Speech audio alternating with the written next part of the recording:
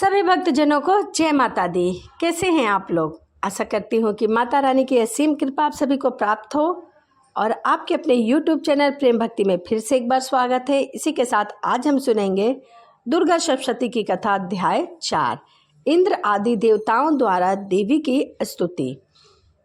महर्षि मेघा बोले, देवी ने जब पराक्रमी दुरा आत्मा महिषासुर को मार गिराया और असुरों की सेना को मार दिया, तब इंद्र आदि समस्त देवता अपने सिर और शरीर को झुकाकर भगवती की स्तुति करने लगे। जिस देवी ने अपनी शक्ति से यह जगत व्याप्त किया था और जो संपूर्ण देवताओं तथा महर्षियों की पूजनीय है, उस अंबिका को हम भक्तिपूर्वक नमस्कार करते हैं। वह हम पर कल्याण करे। जिस अतुल्य प्रभाव और बल का वर्णन भगवान विष्णु, शंकर, ब्रह्मा जी भी नहीं कर सके, वही चंडिका देवी इस संपूर्ण जगत का पालन करे और अशुभ भय का नाश करे। पुण्य आत्माओं के घरों में तुम स्वयं लक्ष्मी रूप हो और पापियों के घर में तुम अलक्ष्मी रूप हो और सत्य कुल में उत्पन्न होने के लिए तुम लज्जा रूप होकर घरों में निवास करती हो। हम उस दुर्गा भगवती को नमस्कार करते हैं। हे देवी, इस विश्व का पालन करो। हे देवी, हम तुम्हारे अचित्य रूप का किस प्रकार वर्णन करें। असुरों को नाश करने वाली भारी पराक्रम तथा समस्त देवताओं और दैत्य के विषय में जो तुम्हारे पवित्र चरित्र हैं, उनको हम किस प्रकार वर्णन करें। हे देवी, भगवान विष्णु, शंकर आदि किसी भी देवता ने तुम्हारा पार नहीं पाया। तुम सबकी आश्रय हो। यह संपूर्ण जगत तुम्हारे ही अंश रूप है, क्योंकि तुम सबकी आदिभूत प्राकृतिक हो। हे देवी, तुम्हारे जिस नाम के उच्चारण से संपूर्ण यज्ञों में सब देवता तृप्त लाभ करते हैं, वह स्वाहा तुम ही हो। इसके अतिरिक्त तुम पितरों की तृप्ति का कारण हो, इसीलिए सब तुमको स्वधा कहते हैं। हे देवी, जो विद्या को मोक्ष देने वाली हो, जो अचित्य महाज्ञान स्वरूपा है, तत्वों में सार को वश में करने वाले, संपूर्ण दोषों को दूर करने वाले, मोक्ष की इच्छा करने वाले मुनिजन जिनका अभ्यास करते हैं, वह तुम ही हो। तुम वाणी रूपा हो और दोष रहित ऋग तथा यजुर्वेद की एवं उद्गाता सुंदर पदों में पाठ करने वाले सामदेव की आश्रय रूपा हो। तुम भगवती हो। इस विश्व की उत्पत्ति एवं पालन के लिए तुम वार्ता के रूप में प्रकट हुई हो और संपूर्ण संसार की पीड़ा हरने वाली हो। हे देवी, जिससे सारे शास्त्रों को जाना जाता है, वह मेघा शक्ति तुम ही हो और दुर्गम भवसागर से पार करने वाली नौका भी तुम ही हो। लक्ष्मी रूप में विष्णु भगवान के हृदय में निवास करने वाली और भगवान महादेव द्वारा सम्मानित गौरी तुम ही हो।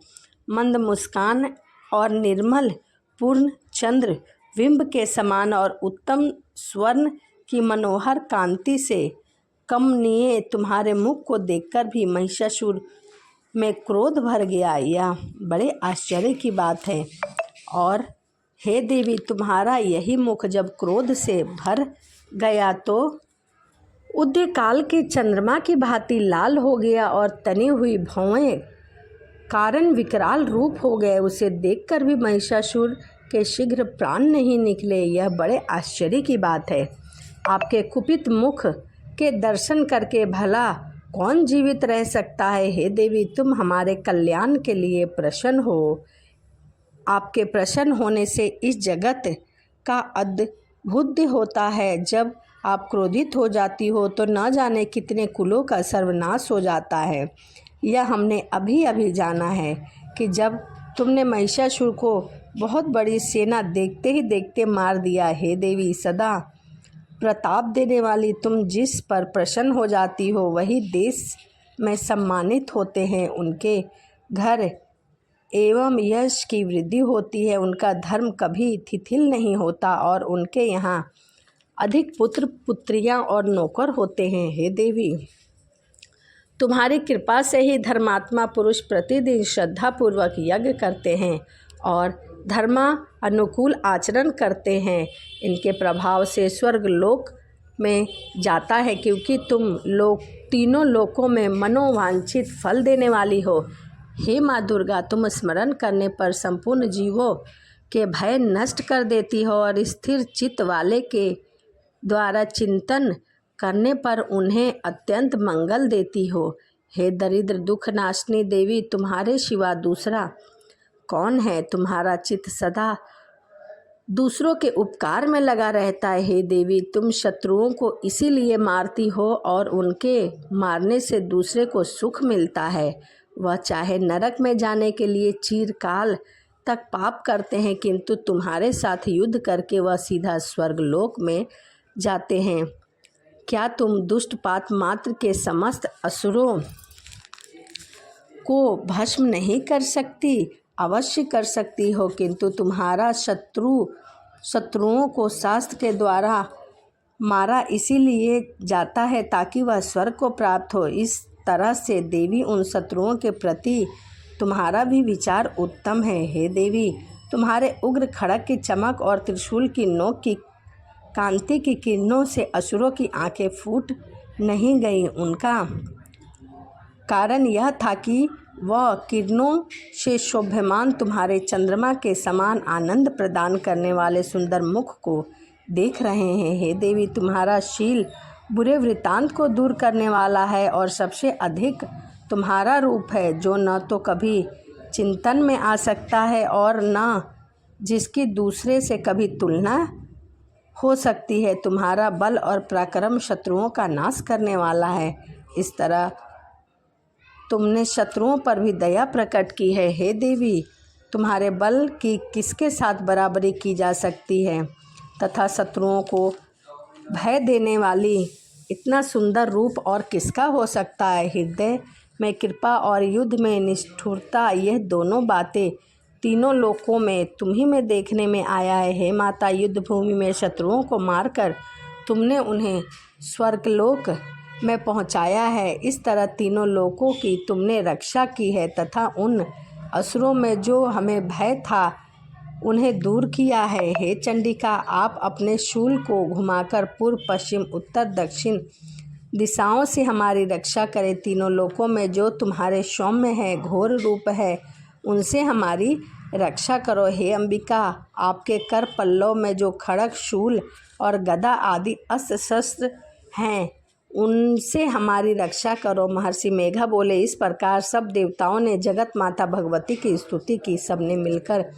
जब सुगंधित और दिव्य धूपों द्वारा माता से निवेदन किया, तब माता प्रसन्न होकर कही, हे देवता, तुम सब मुझसे मनोवांछित वर मांगो।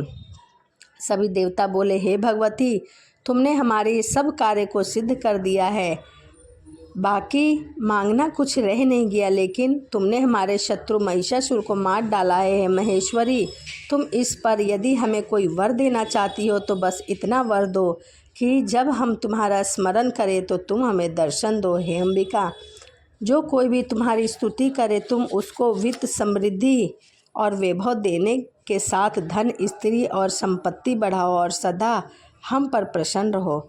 महर्षि बोले, हे राजन, देवताओं ने जब जगत के लिए तथा अपने लिए इस प्रकार का प्रश्न किया तो माता वहीं तथा अस्तु कहकर अंतराध हो गई। हे भूप, जिस प्रकार तीनों लोकों का हित चाहने वाली वह भगवती देवताओं के शरीर से उत्पन्न हुई थी, वह सारा वृत्तांत मैंने तुमसे कह सुनाया है। इसके पश्चात दुष्ट असुर तथा शुंभ निशुंभ का वध करने और सब लोकों की रक्षा करने के लिए जिस प्रकार गौरी देवी के शरीर से उत्पन्न हुई थी, वह सारा वृत्तांत में यथावत वर्णन करता हूँ।